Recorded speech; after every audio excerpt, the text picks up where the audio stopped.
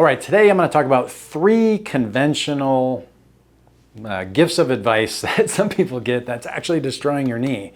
So as a non-surgical orthopedic specialist, as a regenerative medicine orthopedic specialist, I'm going to talk about first, what is that? So in regenerative medicine, our aim, our goal, my practice revolves around taking an injury, trying to get to a point of complete healing with that tissue before it becomes a more significant injury for people. Or for people that have maybe progressed down the path a little bit further, maybe they're a little bit older client, maybe they've developed some things like arthritis in the joint here. How are we able to shut off the pain in a way that's more healthy for the joint? How are we able to slow down, ideally, the progression of stage-to-stage arthritis? There's 4 stages. We want to keep people from sliding down the hill to the bottom, where at the bottom, for most people, waits knee replacement. And again, transformational treatment when you need it, when you get to that stage, and you have to have that. But for a lot of people that seek me out, 1, they don't want that. 2, they're not bad enough to need that. So 3, they're left kind of in this middle space with a problem where they've maybe got some treatment, they've sought out conventional care, and the conventional care model I want to go through today. Because the advice most people get is when your knee hurts, take anti-inflammatory medications. So take NSAID medication, non-steroidal anti-inflammatory drugs is what that stands for. And in that category, we'd have things like ibuprofen, naproxen, Aleve, Celebrex, meloxicam. There's dozens of these on the market. They've come out over the years and more are always coming. But the problem with most of these is they work through the same principal mechanism, is that they are blocking enzymes in your body to block pain. So we're not going to get nitty-gritty into the science. Maybe I'll do that in a future video. But at the root of that, again, the aim is sound. Okay, if you hurt, you're inflamed, you have pain, let's give you something that blocks some of that inflammation and pain. The problem with that on the regenerative side that I do is that we need those mechanisms inside the body, those enzymes, these chemical reactions, to happen as they're designed to happen so that we can heal tissue. Because the default of one's body is regeneration. It's not degeneration. And I'll say it again, the default of one's body is regeneration, not degeneration. So a lot of my older clients come in that see me and they're in a state in their 60s or 70s, some of them 80s, where they start to feel like the default is degeneration. But when we look at these tissue structures inside what I'm holding here, a knee joint, this is a living tissue that turns over. Okay, the cells that comprise this tissue are the individual building blocks. And these building blocks are constantly turning over. So a cell dies off over a period and a new cell replaces it. What happens as we age is that we get less effective at doing that. That cell-to-cell replacement, we just don't do it as well, right? Stem cells get depleted in our body. That's the primary mover for this repair and regeneration. There's other factors with age and other medical problems people may develop where their body's in a kind of a catabolic state, which means it's breaking down more than an anabolic state where it's able to build up.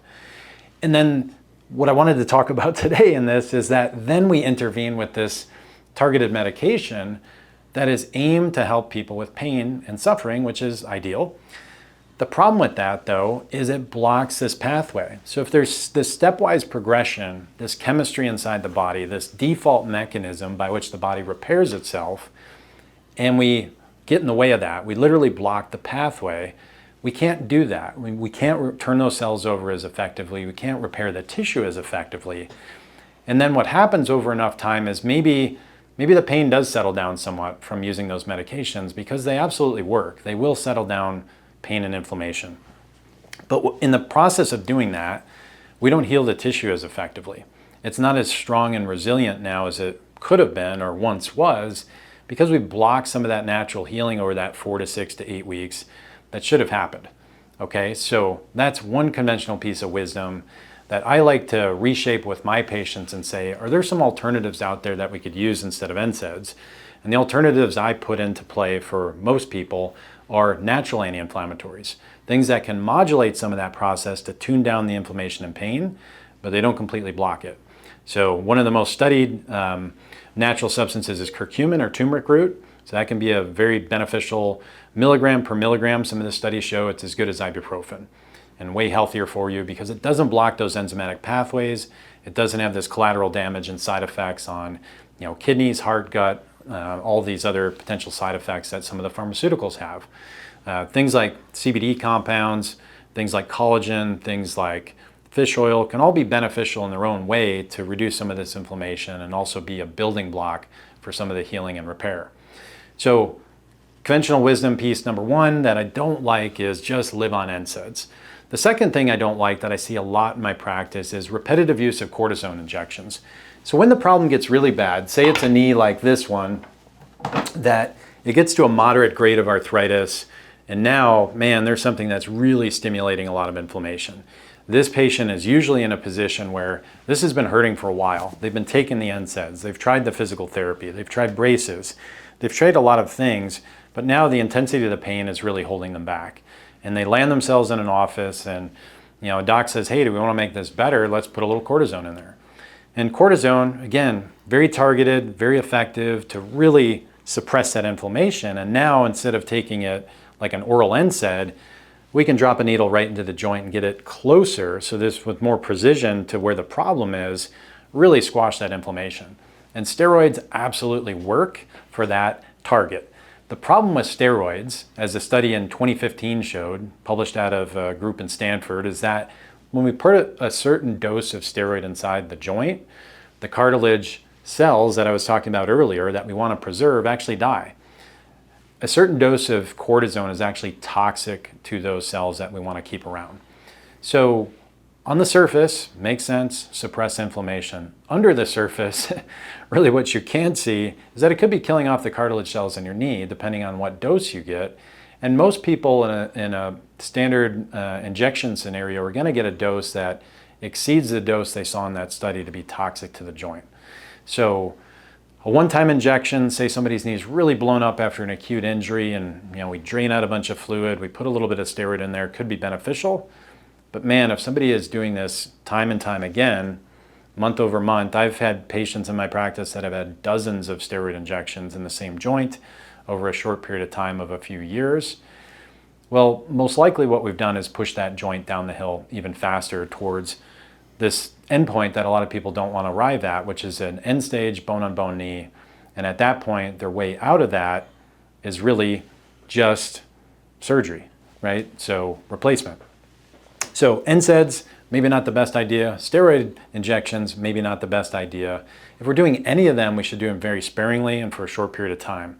Because if those things don't work, and we can't get people a good lasting effect from either one of them, then we probably got to move on to a more definitive solution. Okay, so the definitive solution in my book, again, would move people more in a direction to what other tools can we use to stimulate healing? What are tools like platelet therapy, stem cell therapy, these things that have been around since the 1990s, early 2000s, that allow us to take cells and resupply that area of injury and stimulate it to heal. So we'll go deep dive on this in another video, but this is just showing you an alternative pathway. Instead of the pain management tool of a steroid injection, could we inject something else that actually stimulates some surface level healing in this damage here before we lose too much of that tissue or the tear becomes more significant that requires surgery? And the third piece of conventional wisdom that I probably like the least that I hear from my patients is that they're really told to just give up the thing they love doing.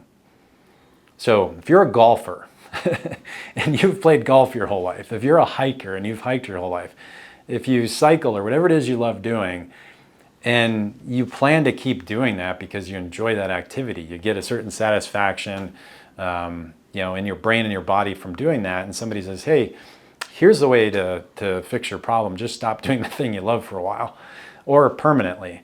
Most people aren't going to do it. Even patients in my practice, when I try to pull them out of activity for a short period of time, it's one of the hardest things we have to do with patients is shut them down for a period of time, and give them that time and space to heal.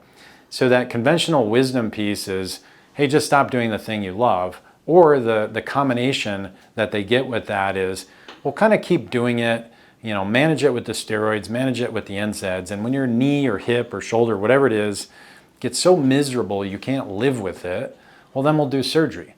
And that could be a number of years before somebody gets to that point. So with my patients, again, I'm trying to intercept them earlier in that process, give them an alternative pathway.